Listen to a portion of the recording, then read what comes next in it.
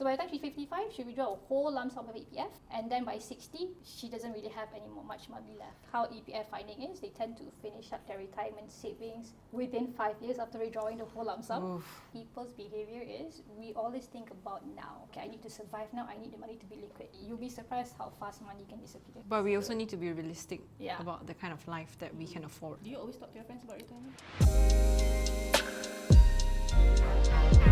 We're just figuring it out.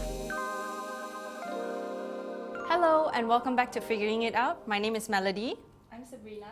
And I'm Nadhirah. Okay, so many of you may be wondering who is Sabreena and who is Nadhirah, and actually they are researchers and analysts from ICMR. And you may also be wondering what is ICMR and what do they do. So basically they are a capital market research company, and what they did is they actually wrote a research paper and research book around the topics of retirement as well as future-proofing your finances. So I read a very interesting statistic, which was usually around 5 years after retirement, 50% of people who has EPF depletes majority of their savings, and that actually scares me as a very type A person, because I want to be able to like live life and like not worry whether I have money after retirement. And the fact that I actually have to go back to work after 5 years of just holidaying is really scary. So what I want to gather from them is their expertise on how can we actually future-proof our retirement. Because I'm pretty sure you guys don't want to work after 65. Try not to. Yeah, we should go to like an island and enjoy ourselves. Okay, but because I know it's a very, very like heavy topic to digest, so we are actually doing another episode of Yep and Chill, where we have questions dissected from the research paper provided by our producer, and she'll be handing us questions. And in the meantime, we'll actually be doing phone charms, because why not? Like, I actually like doing crafts while yapping. Me too. So I've actually tied up some of the phone charms beforehand, so you guys can each take one Thank you. and insert beads that you guys want to put in for the phone charm. Okay, so maybe our producer can actually pass us the first question, then we'll see what do they have in store for us. Wow. Okay, I'm in my 20s, living paycheck to paycheck, still figuring things out. Is it even realistic for someone like me to start planning for retirement now? Actually, yeah, I agree with this question, because I know majority of my audiences are quite young. Like when I say retirement, they're like, so far away. Yeah. Like why do I need to care for retirement? I feel like I don't know if I should be exposing my age here, but I'm kind of going to expose my age. Because guys, I'm actually literally going to enter my early 30s tomorrow. Oh my god! Yeah. Happy early birthday! But they're still very young. That's still very young. You're only just getting started. Yeah. So I guess this question is quite good, because it's like I guess I can kind of share what I kind of wish I knew back then, right? So I feel like it's really not about having everything sorted out or everything laid out perfectly, you know. It's just kind of about building the habits early on in life. So even saving up like 50 ringgit a month every month when you just started working also, it's okay, you know. So even as little as 50 is enough?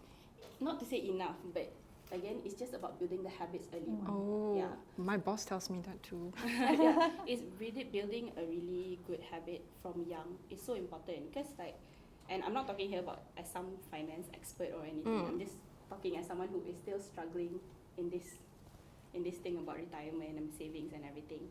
So something very important I wish I knew back then is you need to start building a very healthy relationship with money, and I think that's what a lot of us are missing. Don't let it stress you out up to the point where everyone also you get financial anxiety. And financial anxiety is so real, like among young people and everything now, you know. Wait, could you give an example of like what financial anxiety looks like for us? What financial anxiety looks like. Every month when you get your paycheck, you get stressed out already, because you're already paying off your loans. Pay off Shopee, 500 ringgit. Pay off your credit card, 500 ringgit. One day also already you feel like, oh my god, you don't have money the next day. And now you cannot buy My Chemical Romance tickets tomorrow. Financial anxiety, man. It's My really god, stresses you out. I agree. It's like the moment the month starts, I pay rent. And then I need to pay off whatever remaining debts that I have. And then by the time I have leftovers, like, do I have to eat only potatoes for the next month, or that's financial anxiety, right? You're kind of like stressing out already. don't be like me, I'm ready. I mean, because you said you're type A, it just makes sense because you're a planner. But then when you do that, it kind of like you create a very negative relationship with money, you know, in the long run. because money should be something that you understand, something that you feel in control of, something you feel more confident about, not something that stresses you out, you know. Oh. So if you have both good spending and savings habits, that'd be really good for your retirement savings. And also, I mean, because you said, is it realistic to start planning Yeah, now, right? because we're so young. Yeah, you're so young. Just remember that retirement planning also is not just about money. You have to think of it from a more holistic way, right? So I think you can use this mantra, it's health, wealth, and purpose. So, okay, wealth, you know, you have to start saving money. Money isn't everything, but it's so important, right? Okay, wealth, done. Health, you have to start taking care of your health from now. Because how are you going to live independently? How are you going to live healthy when you age That's later true. on? Yeah. Because like my grandparents are getting older. And one thing I noticed is they are getting significantly weaker as compared to when I got to know them when I was younger. Yeah. So one thing they always tell me is like, if I was younger, I would focus more on building muscles or like making sure I take care of my health. Yep. Because it sucks to see young people having to carry me to the toilet. Something as simple as going to the toilet is no longer something I can do on my own anymore. And it's actually quite humiliating for them. Like that's what they feel. Although to us it's just nothing. It's like, oh, we're just, because we have to help you, or else you won't be able to go to the toilet. But to them it's like, I'm a grown adult. Like, why do I need help from kids? Yeah. Yeah, so I agree, like with the fact that we have to actually really take care of our health and wealth.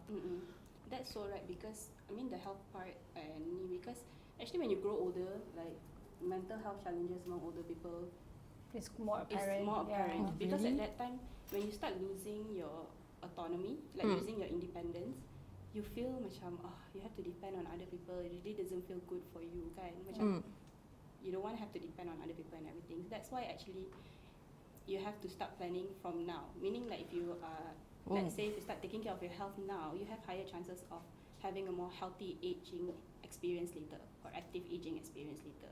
I see. Right? Yeah, they Is it say something you whatever agree? you do at this age will affect you in like 10 years from now, 20 years from now, right? They always say that, like financially or even your health, whatever. Social wise, Yeah. sometimes people think like macam, I don't need friends. Ah. Kan, Wait. sorry if anyone else. Like if you're an introvert, you feel like it's okay for you not to live in a This is community. me. Yeah. Wait. But then think, when you age later, who are you gonna surround yourself with? Yeah. You're gonna Right? age with, Social right? isolation True. when you're aging is very real, because then you get, you face a lot of like mental challenges later. Thankfully, like I learned it earlier because I recently moved out for the very first time. Congrats. Thank you. I realized I did not like it as much as I thought I would, because I come from a very big family. Like I have 7 siblings including me. Yeah, quite.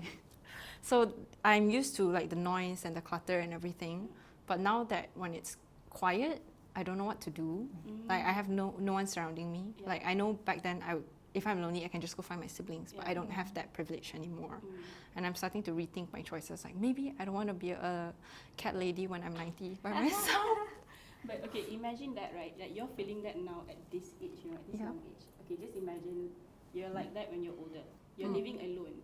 You don't have that much energy to go out to find friends. Friends, exactly. And if you didn't save enough, you don't even have money to spend if you go out. Oh my god. Yeah, so it's like whatever stress you're feeling now is magnified when you're older, And you cannot even control that situation. You can't control the situation. Oh my god. Is it something that you feel strongly about as well? Yeah, it's true. So that's why we always talk about start small, save first. Like you said, you get very anxious. You pay the bills. So there's always this rule that we used to educate the youngsters when it comes to financial literacy. Always allocate a small amount in your savings first, then spend.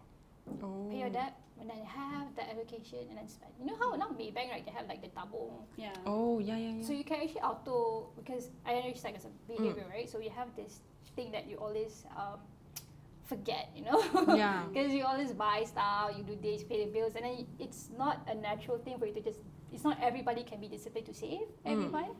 So use up all the other the kind of apps that we have to automate savings as much as you can. Yeah. Even a small amount, like $30, $50 every month, you'll be surprised how much you can grow.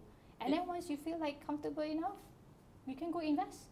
the money. Yeah. Is that what you do as well? It's it's a practice I do. You automate like savings, small amount, and then you feel like, okay, I can invest. Because the thing is, when we talk about investment, right? People always feel like, oh, investment only for rich people. Yeah. Oh, have a lot of money, you can invest. But no, there's so many options out there that you can invest small amount. And the thing about investment, it grows every year, right? That's true. So you'll be surprised, although you feel like it's only 30 bucks, how much can I get in return? But after like a few years, you see, oh my god, not bad. Yeah. So it's like, it should start. The point is about making a habit. That's what my boss says as well, because a lot of people always think that investment, like what you said, is about having money, because you need to have money to start. I mean, yes, but it doesn't have to be a substantial amount. It doesn't have to. Yeah, as long as you build the habit, then when you do have more money, it's easier for you to invest more and like know where to invest or how to do it, because you've already built the base for it.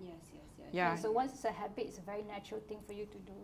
So even if like you don't have much, you cannot stop yourself just I need to put aside some, because you're so used to it already. So it's already in your subconscious. So you have to be like consciously. If not, you get too tired, right, to think about it, and then you get financial anxiety. Okay. Yeah. Then what about for those people who still don't think that, who has that kind of YOLO mindset? Like, it's fine, I only live once. I'm not even sure if I'm going to retire at 60, or like if I can even live till that age. Like, what realistic advice can we give them to tell them, like, even though you want to YOLO, you still need to YOLO responsibly? I think YOLO should come with mindfulness, I feel. Yeah, I mean, by all means, YOLO is true, you only live once, but then your life could be long, and you don't want to live long, sad life That's with true. no money. Yeah, I so agree. you can YOLO, but just be mindful of your YOLO-ness, okay? Yeah, I agree. I mean, money is not everything, but money does give you choices. Yeah, Yes, it does. it's still important. Okay, I think we have a good amount of answers for this first question. Maybe we can move on to the next question. Why do you think people, who are especially young people, don't take retirement seriously? Because if I were to talk to my friends about retirement, they'll say, let's just change topic. I don't think it's necessary. Do you always talk to your friends about retirement? No, that's why it doesn't come up. I don't know, Because right. like even bringing up the topic of finance, because I'm a fresh grad, I only just started earning my big girl money. Yeah, so it's our first time actually discussing like, what should we do with our paycheck? How much should we save? Should we invest? What should we buy? Blah, blah, blah, all those stuff. So just discussing this with them makes them really stressed out, because they're like, why are you telling me this? I'm still young. I'm just a girl. Yeah. I mean, it happens. I mean, we used to be not 20s, we used to be in 20s. So it happens. We get it, because you know when you get your first paycheck and finally you earn your own money, you get excited. All you want to think about is, what can I buy? What can I do? There's so many things you want to buy, but you never could before this, because you're not earning your own money. And then suddenly, I got my own money, I'm going to buy a lot of things. So it's hard to really think about the future, because again, you think it's too far. So this is what we call a present bias. Naturally, people's behavior is, we always think about now. We talk about, okay, I need to survive now, I need the money to be liquid. So because it's always about now. Generally people they do not have that ability to really imagine and to really think how much you need 30 years from now. We do not have that ability. So it's a type of bias we have called present bias. And then also it's a choice overload. What do you mean by choice overload? We have this thing called choice overload. Like, for example, you're hungry, right? Then you want to go makan. Then you go to a food court. Then it's like 50 stalls in there. You're just like, I just want to eat, man. Yeah, true. And then like, it's the same thing with money. I mean, you might ask a question, right? Which is good that you're asking a question. But then when you ask a question, you suddenly feel like you want to go and Google stuff. You look around the internet and then you see all these other options. And then it's like, there's too many choices. And it's like, this, you can do this, you can do this, you can invest in this, you can save it, and you go like, too much. Yeah, and I only have 100 ringgit. It's okay, I'm too tired already. So maybe it's the same thing as your friends. Like, as when we're still young, you have bills to pay, you have rent to pay. That is a form of overload. I see. And like, you have so many things to think about. You have things you want to buy, and then I have to think about, where to save, how to invest. We're spoiled and overwhelmed with choices. And then you go like, never mind, next time. I'll think about it next time. We still have time. Oh, this whole conversation is just describing me. Yeah, I mean, it's true. It's a bias, but then the thing about bias, really, now that you're aware of it, you can find ways to overcome it.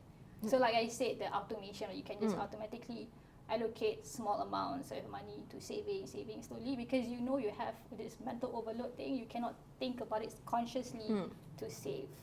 Yeah. And then again, I mean, not to make it things worse, but we also have this thing called scarcity mindset. What's that? So we talked about it in the report as well in Amy.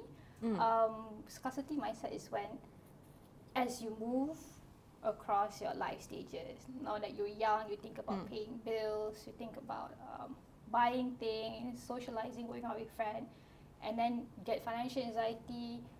You just cannot think about the future because you're just focusing about surviving today. Yeah, and I get FOMO. Yeah, that's FOMO. And then you go to your next stage of life, a different phase as well. Like you got married, and then you think about, oh, you have to co-finance her life, pay bills, and you have children, oh, I have to pay for my kids. And then it's a very difficult state to be. So again, that's why it's important to start the habit early, start young, because you're going to move up your phase of life, and you're going to have more things to pay. The more I earn, the more I need to pay. It's lifestyle inflation also, don't forget about that. That's true. So it's better to start the habit early, so you have that subconsciously, you know what to do. Oh, okay. So you don't get like stuck in scarcity mindset when you're growing up in different stage of life, you know. Wow, adulting sounds very hard. But just now you mentioned someone called Amy. Is that a character in the report? For those who didn't get a chance to read our report, we did a persona called Amy. So how we get into this, because previously in our previous research, we did a few focus group with different kind of people, including pre-retirees and retirees. So during that conversation with them, right, it's very nice because they were very honest about it. They say how they, like how EPF finding is, they tend to finish up their retirement savings within 5 years after withdrawing the whole lump sum. Oof. So it's a real story, and some of them were very honest to admit that they still have to work to sustain their life and to take care of their children. And some even have to go back to an entry-level job. Which is a bit sad. Like, imagine you were very experienced, you're already like 60 plus, but you have to go back to like sales level or like entry level kind of work because you need to sustain your family. That's very, very sad. Yeah, so it's very sad. But then again, it's not just about, so the story of Amy basically came from real, it's fictional, but it's inspired by real stories that we found talking to all these people in our previous research. I see. Yeah. So the goal is to not end up like Amy. The goal is to learn from Amy. So Amy is like a person who didn't save early. Like I said, she has scarcity mindset. She got overwhelmed with all the choices we have, and then so she didn't save early. And then by the time she's 60, she actually 55, right? Because our retirement can withdraw 55. So by the time she's 55, she withdraw a whole lump sum of EPF, and then by 60, she doesn't really have any more much money left, and she has to continue working because she still have children who rely on her. Yeah, and so our that was the average story. lifespan has increased already, right? Which is, I mean, it's good if you want to live longer, but you need money. You need money. So now estimate after 60, you need at least an amount that can survive for 20 years after you retire. What's that amount, like, for an average person? How much the EPF releases? Yeah, I mean, it depends on what previously. kind of lifestyle you want, right? So EPF has this framework, they call it RIA framework. Right, yeah. So that one, they will have different amount depending on the lifestyle that you aspire to when you retire. So I mean, if you aspire to retire somewhere, like you want to be a small time farmer, self-sustain yourself, that'll be different from someone who, let's say when they retire, suddenly they want to be, you want to buy a Porsche, you want to buy like a Ferrari. Some people when they retire, that's when you want to do, that's what they want to live lavishly. Yeah, they want to live lavishly. So there's no magic number to it. It depends on what sort of lifestyle you aspire to. I see. I mean, if you are not a Nepo baby, you have to think about this. Yes, correct. Sadly, I'm not. Even if you're a Nepo baby, you'll be surprised how fast money can disappear. Really? I mean, if you're not mindful with your spending, you just kind of like basically like throwing money and you don't invest, you don't save. You'll be surprised how happened to the retirees. Because when we spoke to them, right, they say like, I withdraw everything, and then this is a chance I can renovate my house, and then me and my wife go travel the world, and then my daughter want to get married, lavish wedding, and then after 5 years, like, oh no, where all my money go?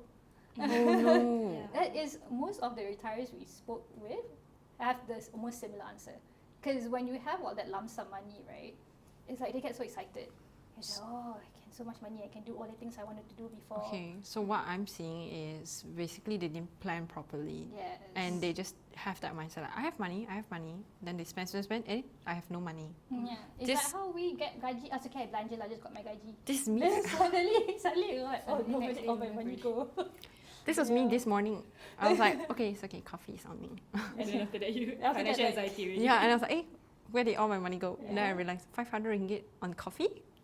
How Did did you you spend belanja? 500? No lah, no lah. I quit already. Okay. Not as much, but I Okay. still got drink. Not on a daily basis. Maybe like 1 week, 2 times Yeah. max. Yeah.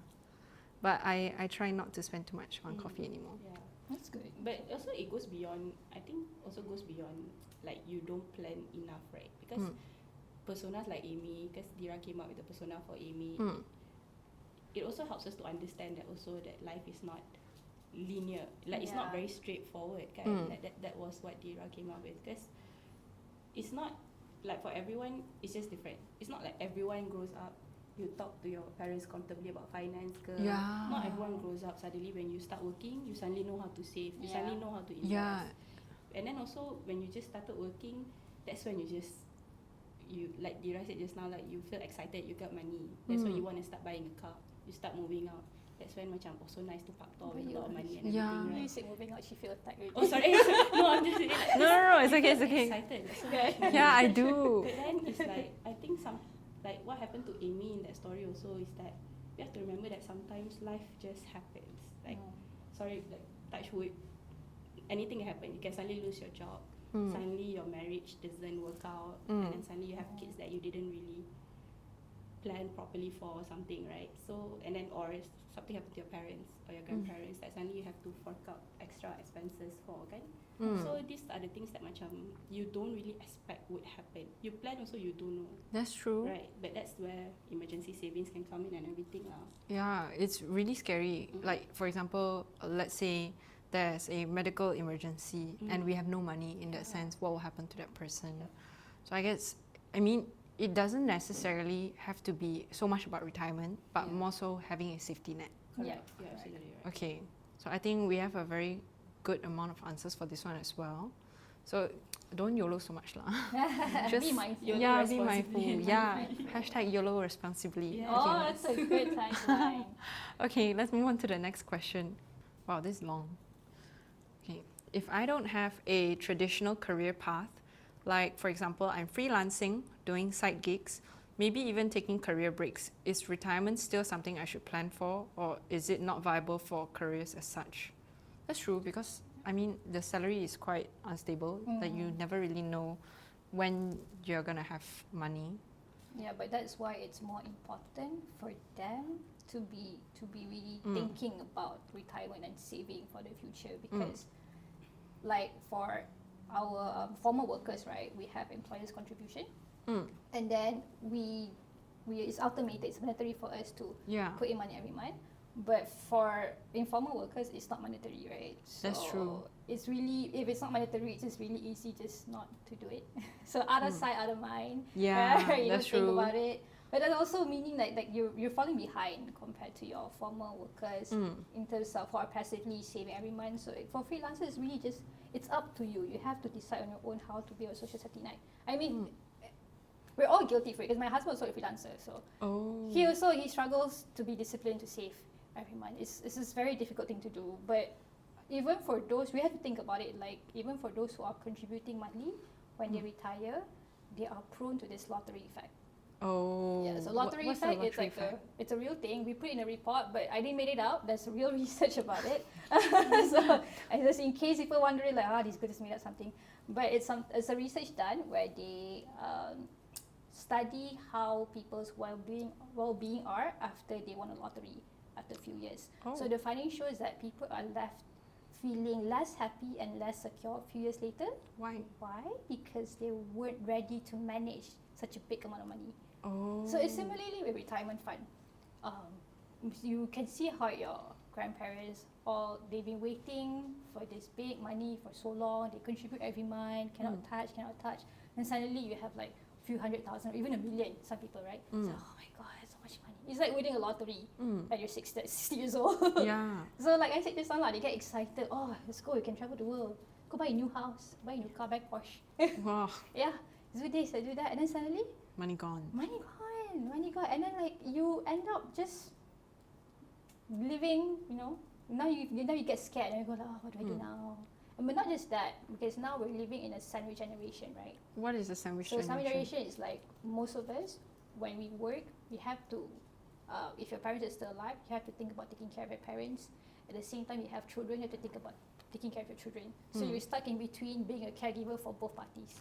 Isn't that stressful? Because having to be so responsible for so many Yes, people. Exactly. But the thing is, even for retirees, based on some people that we spoke with, some of them, they still have to take care of their children, even if the children is married and working. Because our current economy, I mean, you gotta admit, it's not really doing that great. That's and then true. some people, they're not earning enough. It's very hard to sustain. We have like 3 kids, 2 kids, you're going to school, even with 2 incomes, sometimes you still struggle. That's true. So, and that sometimes your parents will still have to help you out sometimes. And then at the same time, they even help your grandchildren. Oh. Which is a real case. We spoke to the person that we spoke to that still has to continue working. He admit that he's working because he even had to take care of the grandchildren because they all live with them. So that's also a sandwich generation. That's also it's it's a layer, meaning So if your parents taking care of their grandparents and taking care of your children, that's also a sandwich generation. imagine a sandwich. Okay, you the turkey ham in the center with 2 breads. So this is your parents, this is your kids. But for our retirees, they're the bun. They're the bun, and then your children is the ham, and then the grandchildren is the lower end of the sandwich. So it's like it's a sandwich at just different level, but we're all kind of like stuck in this sandwich generation. So That's very sad. yeah, and that is for those who have retirement where they contribute monthly. So for freelancers, it's even worse, right? Yeah, like how can they automate it like us? Like ours is confirm our employers contribute for us. And then, for example, you say automate every month, but theirs is very like that. So the strategy I taught my husband, because after I got married, I found out he didn't do it. I was like, what? How? Why? You're so left behind now. So it was me lah, the angry wife, right? So I gotta share you the tip. So like how I said, because if freelancers, I admit your job can be very stressful because first your unstable income. So scarcity mindset hits you hard because of the unstable income, and you have to work harder. I wouldn't say work harder, but for some I understand that you have to work harder in terms you need to no client. The example for freelancers, no client, no income, right? That's so true. it's very hard to expect you to be disciplined, to be putting money aside. So for what I would advise my husband that maybe people could benefit from is like do the automated saving bit by bit, and then when you can, that saving, put it in EPF. Oh, So because the it's locked. Yeah, I mean it's not and EPF now they have account 1, 2, 3, right? So account 3 they have the flexible option ready. So in a way, it's good because if you need liquidity, there's an option. So people usually are worried that they don't want to put EPF because it's locked. I need liquid money because for emergency I don't want to invest. But EPF is giving a very good return. It's safe. It's a very good option for people to put. You should put. Should seriously put. So that was one of the tips that you can do lah. Because like if you don't, you're left behind. When you retire, you don't have money. You would end up relying on other people, Which is not good. which is not good, and that would have a lot of other impact. Like probably gonna get anxious, you're gonna get sad. Like what Sabreena said, your mental state is gonna be low. So you want to avoid that. So like, when we talk about mindful financing, right, you really have to imagine what life you want when you go old. Not even how much you need, what life do you want? So, But we also need to be realistic Yeah. about the kind of life that we can afford. yes, exactly. Has your tips helped with your husband like It's better, I must say. But again, it's about building habit because it's not that like freelancers you don't know. They're aware. A lot of people we spoke to, they're aware. They know they need how much for emergency savings. They know they have to save for retirement. They have an idea. Okay, I need to have this amount by I'm 60 because EPF. I really said awareness is there, but many times people do not take the first step to create the habit. Why? Because again, like all these issues, because they're overwhelmed with all the choices, they don't know where to start, there's scarcity mindset, but you just have to start. The moment you start doing that small amount, and when it becomes a habit, it will go very naturally for you. I see. I mean, that's one good step to secure your future. And then as you progress through life, you just expand yourself, you know? Yeah. So as mentioned, like you guys discussed just now, so retirement planning is really for everyone, right? So no matter what type of nature of work that you have and everything, at the end of the day, your end goal is still the same. You still want a peaceful retirement. You still want a meaningful retirement. But just for these workers, gig workers, freelancers or whatever, the path you take towards that is just different. Because you're not salaried every month, you're not having automatic EPF contributions taken from you. So you have to take charge of your own retirement savings lah. And I mean, the accountability kind of falls on you. It sounds scary, but it's okay. It's okay because good news is there are a lot of options out there. Yeah. So it's okay. And as Dira said, start with something basic like the EPF. That's just a really good way to start. Then when you have more capacity later, You can explore other options. I see. And something to keep in mind as well is like freelancers, you don't earn the same amount of money monthly kan. Sometimes that's you can true. earn more, sometimes you can earn less. If you're an actor or something, if this month got more jobs, you're suddenly earning so much, and then next month if you don't no job, then you're not earning as much. So every time if you whatever amount of money that you have, if you're earning a lot, then put more into your savings. Then how can we gauge like how much more should we put, how much less? It doesn't really matter, as long as you put something. You put something. As I long as mean, you put build the something. habit. That's why we keep saying the same things. Just about being consistent, being disciplined, and building the habit. Because once you're used to putting it, right, when you get a big job, so much money, I should put some more into EPF. It will automatically pops in your head because you're so used to doing it. So you would subconsciously you'll be aware and you'll be triggered like, I should put. I got extra money today. I should put a bit more in EPF this month, something like that. I mean, my boss tells me the same thing also. Like he will say, because I have like around 4 bosses that I report to. So they will tell me like, you should just set an alarm like every month. Okay, today is the day where I put some money aside for EPF, some money aside for more like liquid savings that are not like, I mean, yes, I understand that's like a more liquid version of EPF, but sometimes you want to have money in our bank account or whatnot. Then they'll say, okay, some for investment, so you need to really break it down. And he said, I'm just telling you methods, but at the end of the day, it's really up to you. And then I was like, oh. Because now you can do everything in automation. So the moment you get your paycheck, you already open that small account for like saving, emergency saving, for future investment. The system called Save to Invest. So you save first, and then you feel like, this is good amount. I'm going to take this out, I'm going to invest in something. I mean, that's a strategy, that's how that could work. So we have all these options that you can automate, so you have to think about it. Plus, there's so much information out there. There's no reason for us to not start. That's very true. Ooh, Taking so the scary. first step, It's always the is hardest. Yeah, but the moment you do it, it gets easier from there. Yeah, it's the mindset. Because like every time I want to start something new, it takes me like months. And then when I finally started, I'm like, why was I scared? I think it also comes from being, like you said, you were type A. Because you think too much of the outcome, this implication of everything. Yeah. It's okay. Just start small. That's why we keep saying, just start small. 30 ringgit per month is fine. Wow. And you grow slowly eventually. It's okay. Yeah, start small. Then maybe like what my boss told me also. Like for example, this year I put 30 ringgit every month. He said next year when you do get increment, then you add extra 20. Then the your year after. Your coffee or lunch really 30 ringgit. So and just think about it like you compare like one lunch money put aside every month. That's it. That's true. It's very small. It's very small. So it wouldn't hurt you that bad to just eliminate 30 bucks for saving. Yeah. Eliminate one coffee. One coffee. Yeah. Basically. Or like one Shopee purchase. Yeah. Okay, so I think we have a good amount of answers for this one as well. So just even if you're freelancing or you're a gig worker, it doesn't matter because at the end of the day, you also need to retire. You also have to future-proof your savings and your money. And if you're not planning for that, no one's going to plan for you. Okay. Yeah, so it's more important for freelancers. Yeah, very important it's very, very to important. secure yourself. Yeah, don't YOLO again. Okay, next question, please. How common is it for a working adult who didn't save early to withdraw all their EPF at 55 and ended up broke by 60? It's very common actually.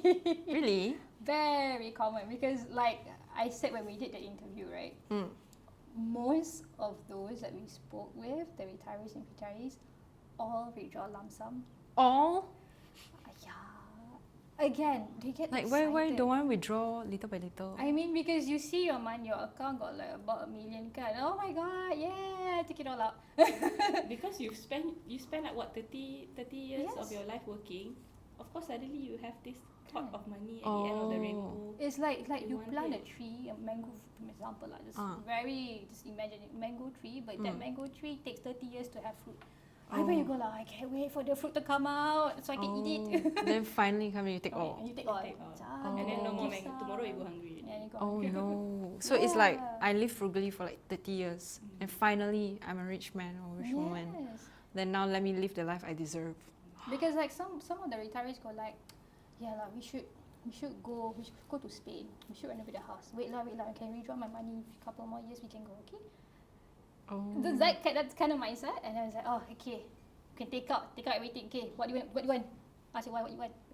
Let's go Spain. Let's go buy a car. Everything. Everything. It's a norm for at least for the previous generations that we spoke to. It has become quite a norm for them. They would withdraw everything. Do they know that they're not supposed to do that?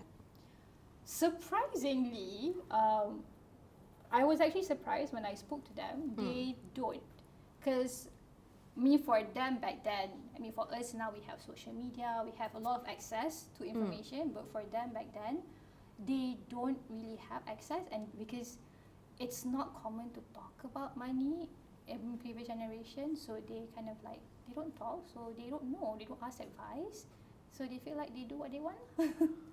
So because back then, they admitted that when we spoke to retirees, they said previously we never get advice, we don't know what to do, so we do everything lah, so money. Do they regret? They do. So of course, because after the money start depleting, like I told you, you get your income and then you start spending, okay, belanja, let's do this, and suddenly you look at your account, oh, what happened to all my money? Exactly like that, but in 5 years. 5 years is actually not a lot of time. It's not a lot of time. In the blink of an eye, money can just gone. It's so easy to spend money. It's so hard to make them. Yeah, I agree. Yeah, Yeah, I didn't know that until I started working. Now I'm more mindful. Yeah. Because it's your own money. Yeah. Exactly. Like- So, yeah, something quite scary as well for people who hit age 55 and everything. Suddenly you have a lot of numbers texting you because they know you're going to reach that lump What do you sum savings mean? already. Financial scams for old people is It's insane. so insane. Wait, how do It's they crazy. know? Now it's so easy for people to get your information. Oh yeah, Once yeah. they know your what year you were born already, then they can know what year you're going to get your retirement savings. It's so It's so easy. easy. And then sometimes, you know how like we see some grandma go to salon, there are all these people watching. So, this is where all the. Actually, I heard a scam that did that. Their mothers of Miranda, They target you. they target them. They go to all these places where a lot of retirees will hang out, and they start observing, following, stalking you, and they found out you're vulnerable. You're a victim already. So easy for them to catch you. Wait, what are the typical scams for like older generation? So, That's like a just now that you lot. mentioned, that's a lot. There's even love scams for the nation Love because scam, that's they're right, because you're lonely. Oh, Correct, no. you're lonely. At that time, macam, maybe your relationship as a couple is not so strong when you are young, right? So then you start falling for these love scams. People, when they memang target your vulnerability. That's where they target you. And then at that time also maybe your children are busy, right? So you don't really talk to your children about these things. So you fall for these things very fast lah. And then like Dira said just now, at age 55, say you withdraw. And then you spend the money very fast already. So then you get scared. You get and scared then at that time you think lose your about money. what to do. It happens to my about uncle actually. He Correct. was like, because he used to be the high level corporate person, and then he take out all his money, spend, and then like he's like, oh, it's depleting. I should invest. Which is, it's a right mindset, but then at that Don't go age, for scheme cepat kaya. exactly, we don't talk, right? Yeah. It's a taboo to talk about finances for their generation. So they don't speak to their kids or anybody for advice. They feel like, oh, this artist won't invest. I should invest also. Fast money. They invest and then like lost money. Yeah. So it just make it worse. And also, the scammers, they know that a lot of retirees will withdraw all the money, so they know that these people have big lump sum of money. So that's why they target retirees mostly, because they can That's get so big amount. sad. They are young. They're old. Yeah. They're old and vulnerable, Yeah. and they're lonely most of the time. Yeah. So it's not just about a personal financial It's very issue lah. emotional scams. Emotional. Yes, It's a emotional generational thing now. Wait, then how do we break this taboo for our generation? Because, I mean, yes, social media does try to do that, and majority of us still do try to talk about money in a more lighthearted manner, but some of us still aren't willing to share or maybe learn too much about it because they're still afraid. First, we have to really break that culture, that taboo of not talking to your peers about finances. You don't have to tell them everything, but there is this thing called peer pressure, right? So, for example, you haven't started investing, you're young, you just got your money, but then you see your friend say talking about, yeah, I invested this, got a lot of money. You would feel the urge like, my friends are investing, I should start. Yeah, why am I so behind? Yeah, I'm so behind. So that herd mentality, call it herd mentality, where you will follow your peers. When you see your peers doing something, it's very natural for you to follow. So it's good, in a way, it's a good nudge. It's a good nudge for you. So you see your friends investing, then you go like, I should check it out. But most importantly, when you talk to people, which is a good thing, you should talk about it, always verify with authorities. How do we do that? So just a tip here for those who are listening, because now for our generation, there's so many information out there. You can get information from AI, you can get information from like WhatsApp, Telegram, and everywhere. Always verify with like Bank Negara Malaysia, BNM, or Securities Commission, Malaysia, SC, for like to check if it's legit. It's easy to get information. Yeah, sure, we break the culture. We can talk to our peers. That's true. In a way, it's good that it will nudge you to want to know more. Yeah. You want to learn. I'm like, oh, okay, you're investing in this. Okay, I'm going to check it out. What is that? Always verify first. Don't go like, you invest lah. Cannot, okay, don't do that. That's true. Yeah, so it's quite dangerous. So once you verify, at least it get you moving. So breaking that culture will get you moving. Start talking, start researching about. Because if not, you still think like, later lah, invest. When I get a bit more money, I'll invest. When I get a bit more, then I stay. But then you see, man, my friend's making a lot of money. Maybe I should start now. Yeah. I mean, I used to be like that until I realized it's the best time to start is always now. It's always now. And But you need a push. I think everybody could use a bit of a nudge. And sometimes your friend are helpful in that. Yeah. Yeah. I think we have a pretty good amount of answers for this one as well. Can we get the next question, please? For a fresh grad earning their first full-time income, that's me, what are the bare minimum steps they should take now to not end up broke at 60? Other than automation and investing, what other steps that can we take? Like, because I really like to make sure that I plan for the future, because I'm the kind of person where I always think about what goes wrong first before it goes right. Relatable, very relatable. Yeah, so I would like to think of all the possible ways and outcomes before it actually reaches there. So when that eventually, if it does happen, touch wood, if it does happen, I sort of know how to react already. Yeah, I think that's a good way to do it actually. Really? But then they would say like, you're overthinking, just live, laugh, love. YOLO responsibly. Yeah, YOLO responsibly, YOLO mindfully. Yeah. But for fresh grads earning their full-time income, I think the very bare minimum also is actually like what we've kind of been saying from the start. Build your good habits early on. That's very important. So actually when we did our retirement report earlier, right, there's this term that we always use in the report it's called individual heterogeneity. What so does fancy, that mean? I know it sounds so Yeah, fancy. it does. It's a mouthful, it's fancy, but it's just a really fancy way of saying that everyone is different. Like nobody has the same upbringing. Even you and your sibling also can have different upbringing. That's true. So everyone comes from different economic, cultural, social background and everything, right? But then, so when we came up with the report, then we're thinking like, if everyone is different, then how do we come up with a framework that can fit everyone? There cannot be like one single retirement plan that can fit everyone, right? That's true. So I mean, as a guide for us, that's why we came up with this framework called the income elevation model. So I'm going to put this down. So you think of it like a pyramid, right? So you start with the base. So the base here is called ASAS. That's what we came up with. It's an acronym. So ASAS stands for accessible, simple, affordable and stable. So this is your foundation. That's where you start. So here you go for something low cost first. You go for something low risk first. So of course the best example here is the EPF lah. So if you already have EPF, then you can go for voluntary contributions. And if you don't have EPF, please start an EPF account. And then you can go for ICMR. For gig workers, you have ICMR, which is a matching incentive by the government. So this asas level is for everyone. Doesn't matter you rich, you poor, whatever. Everyone needs that basic level of retirement income security. So only when they have that basic level, then they can start thinking about exploring. Correct. Then you move higher. You're absolutely right. So at the pyramid, so from asas, the next level is RISE. So we call it RISE lah. So RISE is risk diversification, income growth, sustainable wealth, and enhancement. Oh, right. RISE, right? Asas foundation. I thought and RISE. RISE. Get the punch. You thought right. You said you were hungry, so it's fine.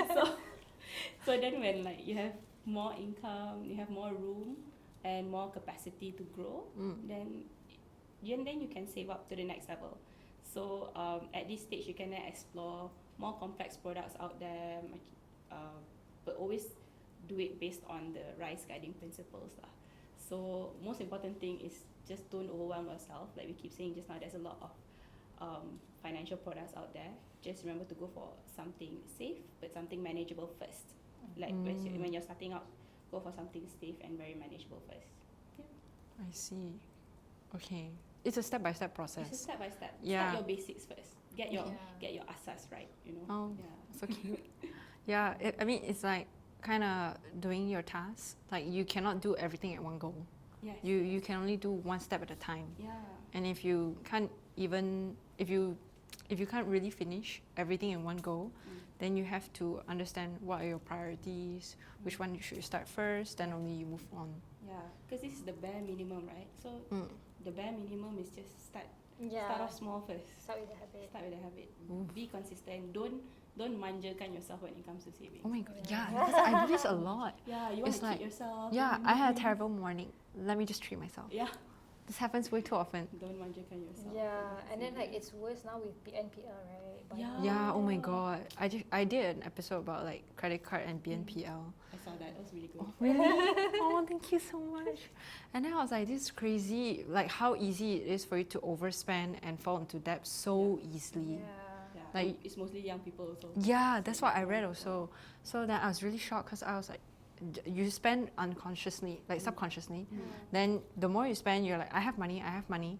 Then when it happens, like, hey, why do I have to pay so much this month? By the time that it comes, then you realize like I'm in debt. Yeah, you don't have money to spend. Yeah. You to pay off. Yeah. And the thing is, because it's not under banks or anything, so it's actually really hard for them to stop because they can just use another BNPL platform. because you can get loans from BNPL, which is Yeah. very dangerous. So on that as well, I actually noticed some research also say that a lot of our generation are in high debt because of that as well. Yeah. High credit card debt.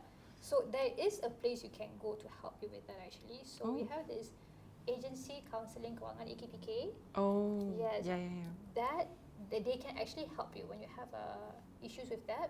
They have this free advisory services, which is good. I mean, So good. you don't get free advisory easily That's out there. true. So the fact that they offer a free advisory services, I feel like we young ones should definitely make use of it.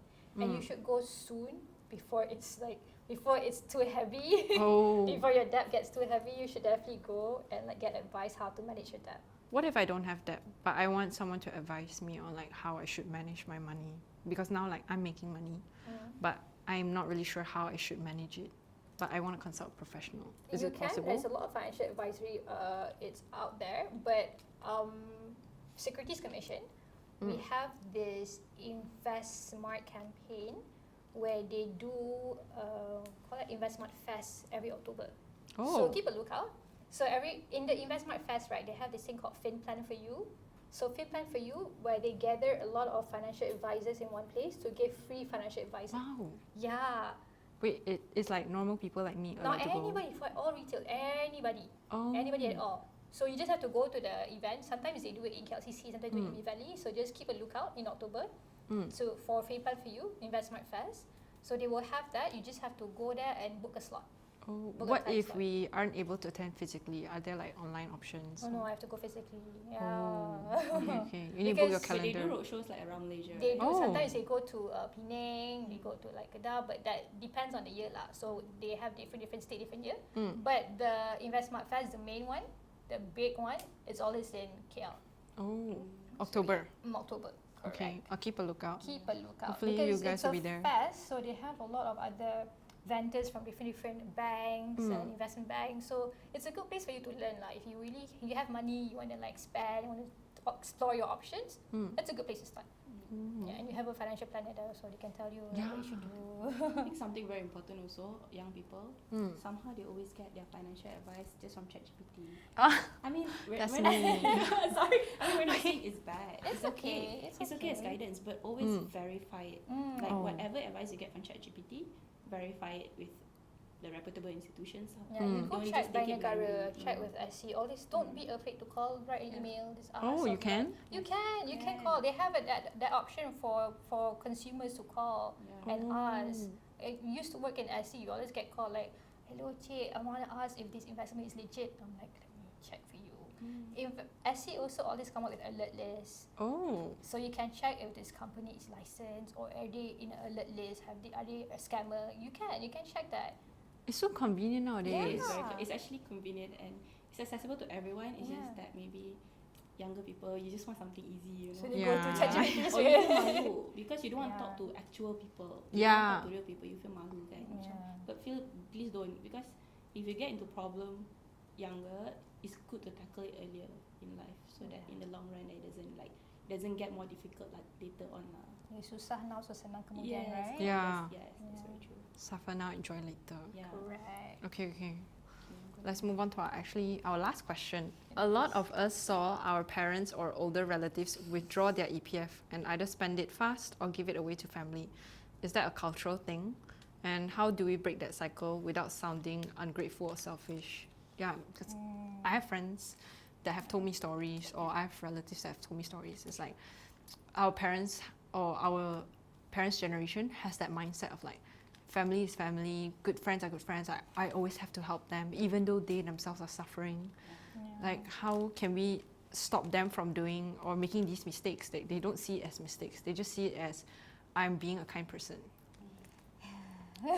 And like, we are not in the position to tell them to stop because we're still being viewed as kids. It's hard. I mean, the first culture that we have to break is the one that I mentioned, that you need to break that taboo of not talking about finances with your family and friends, because you can get pretty good advice. You never know how other people live their life, right? Some people, they probably be investing their whole life, they have very good advice and experience, but you never talk about it, so you're missing out on good advice there. It's true. Secondly, about this culture of, taking care of your elderly, a lot of us grow up if we see like commercials, or we grew up with our grandparents always saying that my kids are responsible to take care of me. When I grow old, don't forget me. Yeah. So it puts a lot of pressure on the children and the grandchildren. It does put a lot of pressure, and this can have a trickle-down effect, because like I said, currently our economy also, we can see a lot of people are struggling. The young ones are struggling. It's not easy for us to be in this sandwich generation, supporting parents and children at the same time. So, and having that pressure does affect your mental health as well. You would want to work more, you want to work harder, because you have that responsibility put on you. You have to take care of your parents, they're retired already, so work harder, and then you get burnt out. Yeah. You get so burnt out, you cannot perform your job, and you get sick. Oh. So there's a trickle-down effect. The fact, I mean, it's good that you should take care of your family, but it doesn't have to be entirely financial, or you have to be taking care of them completely, You need to understand that you have to take care of yourself first. Like, when you go on a flight, on a plane, and the stewardess always advise you, if a mask comes down, please put the mask on yourself first, then you assist others. It's the same thing, because if you get sick, you get depressed, you can't work, you cannot provide. Not just you suffer, your whole family suffer, your spouse suffer, your kids suffer, your parents suffer. So I see. it's not about being selfish, I feel, because you will have to manage well and create your boundaries so you'll be able to support everybody and still be healthy. Health is wealth. That's true. Health is wealth. You have to put yourself first. You have to put yourself first so you can help others. That's true. So that I think that's one thing also, because you see how your parents or your grandparents put the pressure for their children to take care of them.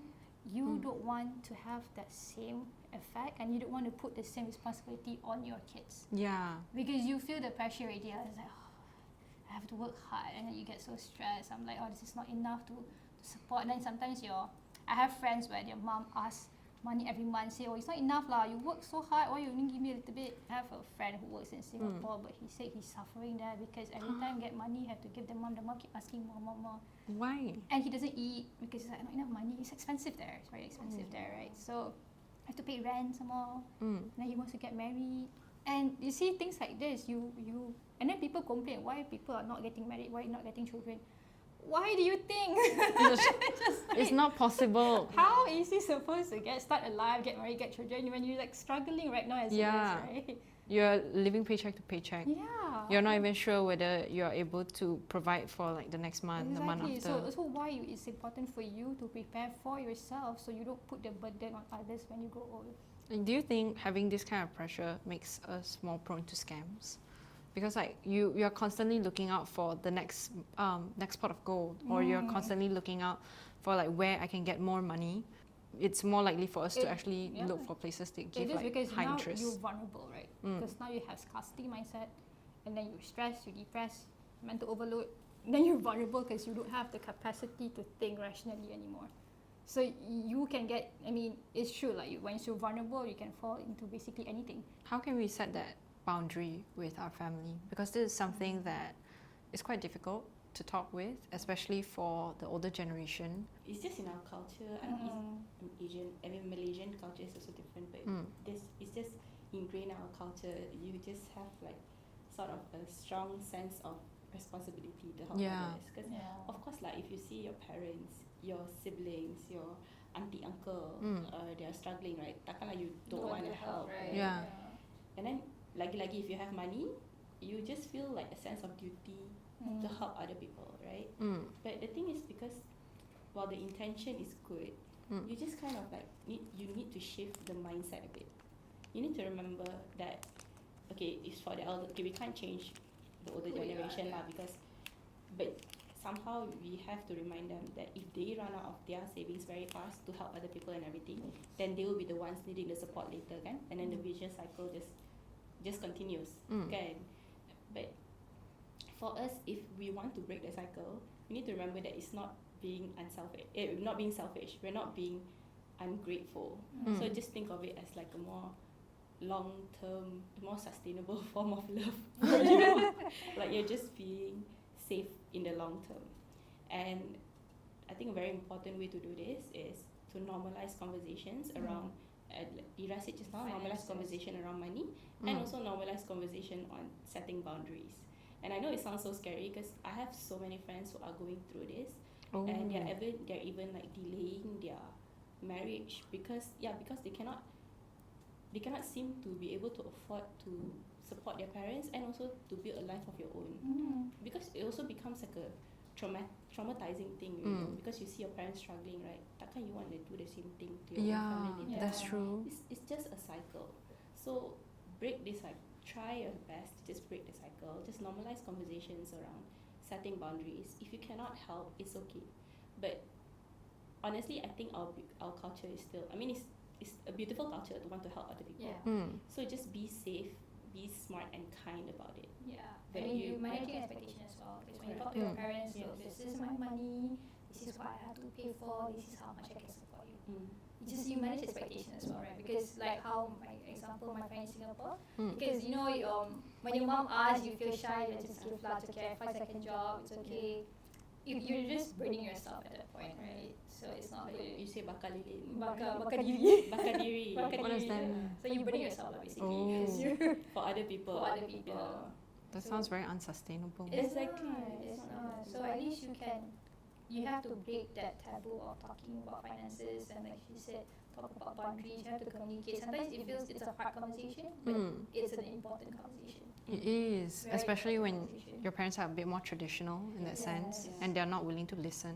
Mm-mm. Oof. Sometimes you have money, you just say because I pay for your education, now you pay me back lah. Oh, It's like- that's literally the word that it's that like my friend's mom told him. I'm like, okay. we owe them. Cannot like that lah. So I have to really talk, like I'm paying for this and this, I can only afford to give you this amount. What if they're being unreasonable? Because I saw a post on social media, and basically this lady, she posted online to ask like for netizens' feedback, and she was like, my son is earning 2.5 a month. He just graduated, and all I'm asking is 1K from him a month. Is that being unreasonable? Then all the comments were like bashing her, and she still thinks that she's not being unreasonable. She was like, 1K is okay. Like I used to survive on 500. Why can't you survive on 1.5? Back what 20 years ago. I don't Yeah, know. yeah. But So- that's the thing. Maybe she doesn't. To be fair to her, she probably doesn't know how much that her son right is paying for rent, how much he's paying for petrol, for car. It's necessity And how expenses. different life is now as How compared to different life life Yeah. is now. Back then you can. Don't need to think about buying a house. But by then you pay rent, so it's only a few bucks. Yeah. Yeah. 100% of your income. Now rent can take up to like half of your income if you're earning 2,000, right? Oh my god. How are you expecting them to survive in that situation? Yeah, So, probably need to yeah. go back home to grocery shop. Yeah. Yeah. I'm saying this super kindly. Don't take this the wrong way. Mm. But really, nobody can actually force you. Nobody can really force you to kind of give up that amount of money. That's why again, it's just like for that lady, Mm.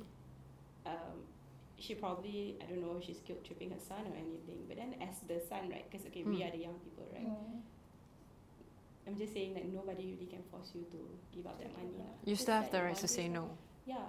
Yeah, I mean, again, I'm saying you don't have to give that 1,000, right? Mm. You can give a small amount and then say macam only this one only you can afford. Then it's okay, you know. Yeah, that's actually what I did with my parents also. Because my parents are a bit more traditional in that sense. I have older sisters, and they've set an example of what it's supposed to be like. But the problem with that is like they didn't really move out until like much later on. Right. And for me, it was, I live really far away from my workplace that I have no choice but to move out. So then I broke my expenses down for them. Then they were like, wait, you're not even surviving. I was like, yeah. But that's good that That's for you good. to have that conversation with them. That's so good. Yeah, but I'm really lucky because like they are willing to hear and understand. So the first step is mutual understanding from both That's ends. very true. Yeah. That's very true. So that was like what I did. So maybe if you're facing the same problem, maybe one of you can try it. It's a hard conversation. It's a hard very conversation. important. It's a hard but necessary conversation. Necessary. You need to have that communication. Be kind Oof. about it. Yeah, Yes. especially talking to family. Yeah. That's Very hard. stressful. That's true. Okay, but I think I've learned quite a lot from you guys today. And from what I know, it's very important to build the basics, and also very important to not neglect this topic at all. Try to break the taboo, and also build the habits necessary. These are all things that we wouldn't really think about when we're at this age, like fresh grads per se. But I think it's important that we should keep this in our mind, because like it's just a matter of time when you do actually get to 55 years old. By then, would you tell yourself, oh no, I should have started saving earlier? That's too late. It's way better to start now. Correct. And as usual, my podcast actually has a segment where each guest gives one final takeaway for our audiences. So maybe we can start with Sabreena. Like, what's one final takeaway for our audience? I feel like when people talk about retirement, and maybe sometimes when we talk about it as well, it may sound kind of dark. It sounds gloomy, right? It's not something that, oh my god, I'm looking forward to retire now, because now you're scared. Kind of like that. I mean, that's how it all is out there. All the retirement advice out there. It sounds very scary. It does. So yeah, it sounds very scary, and like you keep hearing people say, macam, even if you start saving now, it won't be enough. You get 1 million ringgit, also won't be enough, or whatever, and everything. And it sounds very scary, but I get it that sometimes scare tactics may work for people, especially young people or something, but it may not work for everyone. So, and all those scare tactics, it doesn't help in addressing what we've been saying, which is building good habits early on and building a positive relationship with money. So I think that's very important. When you feel more confident with financial management, it really helps in the long run also. So saving for retirement is not something just for the rich people. Saving for retirement is for everyone. It's very possible, very accessible, very realistic. But you know best your position, you know best what you can do and how much you can afford to save monthly. But just remember, don't manjakan yourself when it comes to savings. I think that's very important. That's my mantra. Don't manjakan yourself when it comes to savings, but differentiate what is in your control and what is out of your control. Yeah, and I think the Malay saying that is so timeless.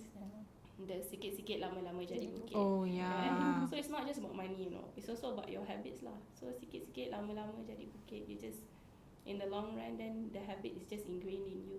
It's good then. So just start small, okay?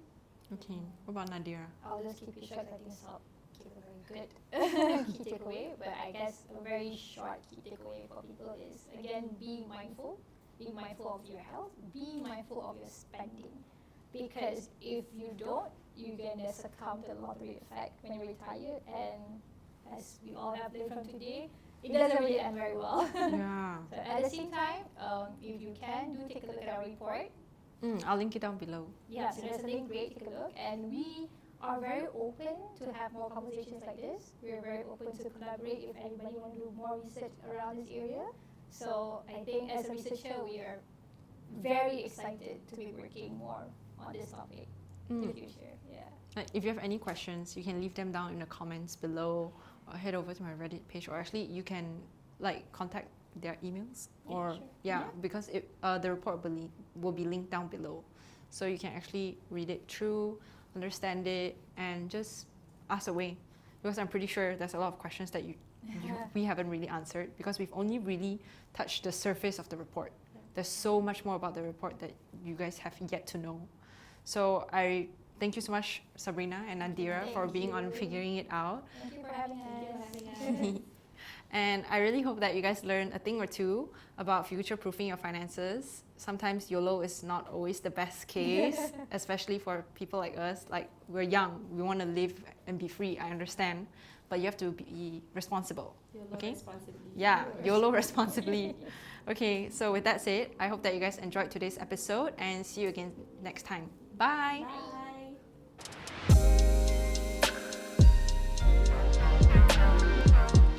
We're just